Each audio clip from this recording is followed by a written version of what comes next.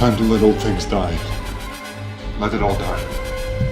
As you can see, this is a new era for Star Wars and Lucasfilm. No, you're still holding on!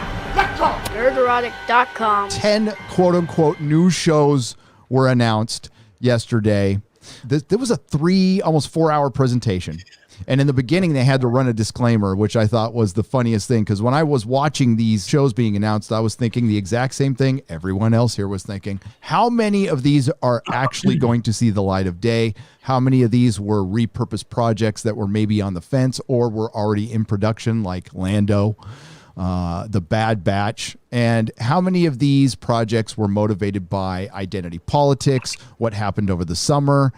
The environment in entertainment has completely changed over the last year. So what we perceived at the end of 2019, we thought things were changing, that they would try to make, more, especially our mass market products like Star Wars and at least Star Wars. They were going to try to, make it for everyone again and try to, remove the politics a little bit. But everything changed over the last year. A double and triple down is in the process, and I don't think we're going to see anything less than absolutely more woke than it was the last 2 years. So if you thought we wouldn't see something like Terminator Dark Fate, that shit's coming. And if you think anything's going to change with Doctor Who, sorry, the worst is yet to come. Again, that's from the BBC, and they are a little different, but they still make mass market entertainment, and they feel that they are emboldened now because of the election and everything that went down on the streets here in America. They think all of a sudden the taste with the consumer, and I thought this might happen, has changed. And all of a sudden they were right all along. Well, and I think that's why Kathleen Kennedy's still there. She's not going anywhere. She's got the Bob's balls in her fucking top desk drawer. So, what'd you think? Look, seriously, who the fuck could give a shit about Cassian Andor? It was a plank of wood in Rogue One.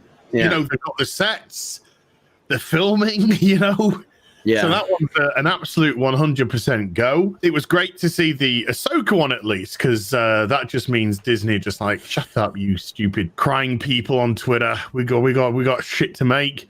Star Wars, the Brady Bunch. That's going to be possibly the one with Gina Carano. Rangers of the New Republic. The Brady Bunch. There's two things that I genuinely cared about through all of this. Obviously, Hayden Christensen returning to Star Wars. I think he deserves another shot, and I'm glad to see that happen. It should have happened in a different capacity, but it is what it is. I'm happy about that. Because Hayden Christensen and Jake Lloyd are white males, they were never told you by the media that they were treated like dogs shit for years, but they were. And for Hayden Christensen to come back to a lot of fans surrounding him, that's a good thing. And then Rian Johnson not getting a fucking trilogy is hilarious, and not a movie. This motherfucker didn't lose a movie. He got fired from a trilogy. How do you suck so fucking bad that you didn't get fired from a movie? You got fired from a goddamn trilogy. What has Rian Johnson done since The Last Jedi to get to a point where he didn't get this job? Well, he had Knives Out, and I haven't seen Knives Out, but generally speaking, Knives Out seems like it got a lot of a good feedback and did really good at the box office. And guess what? He still was not announced for this trilogy. So it's clear that The Last Jedi was that bad, and it's clear that the fans were right. This all comes after we got told around this time last year that we're really going to take a step back from Star Wars, slow down a little bit, and now we're spraying everything we can to try to make sure that our investors are happy and realize that, oh shit, we need to put stuff out on this Disney Plus. And we're also going to jack the price, just so you guys know. So for Obi-Wan, though, we talked about Hayden Christensen.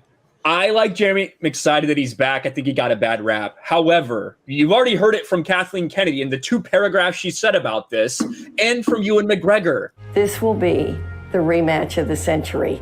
I have a bad feeling about this. That is what they have already said. How? You cannot fucking do it and keep any semblance of continuity. But this is Disney Star Wars. And at the end of the day, what does it even matter?